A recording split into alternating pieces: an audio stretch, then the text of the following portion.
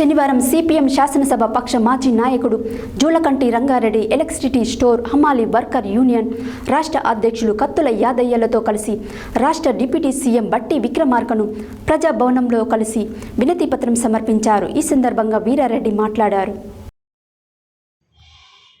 శనివారం సిపిఎం శాసనసభ పక్ష మాజీ నాయకుడు జూలకంటి రంగారెడ్డి ఎలక్ట్రిసిటీ స్టోర్ హమాలి వర్కర్స్ యూనియన్ రాష్ట్ర అధ్యక్షులు కత్తుల యాదయ్యలతో కలిసి రాష్ట్ర డిప్యూటీ సీఎం బట్టి విక్రమార్కను ప్రజాభవన్లో కలిసి వినతి పత్రం సమర్పించారు.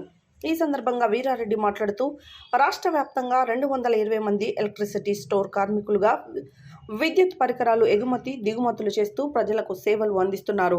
వ్యవసాయం పారిశ్రామిక అభివృద్ధిలో విద్యుత్ పరికరాలను లోడింగ్ అన్లోడింగ్ నిర్వహిస్తూ ఎలాంటి ఆటంకాలు లేకుండా అత్యంత ప్రమాదకరమైన బరువైన సామాగ్రిని ప్రమాదాలకు గురవుతూ అభద్రతా భావంతో జీవనం కొనసాగిస్తున్నారు.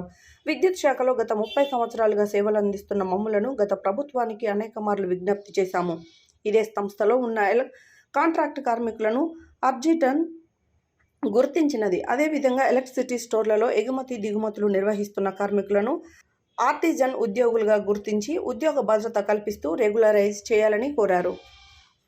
ఈ వినతి పత్రం కార్యక్రమంలో తెలంగాణ ఎలక్ట్రిసిటీ స్టోర్ హమాలి వర్కర్స్ యూనియన్ సిఐటియు నాయకులు శ్రీనివాస్, శంకర్, యాదగిరి రెడ్డి తదితరులు పాల్గొన్నారు.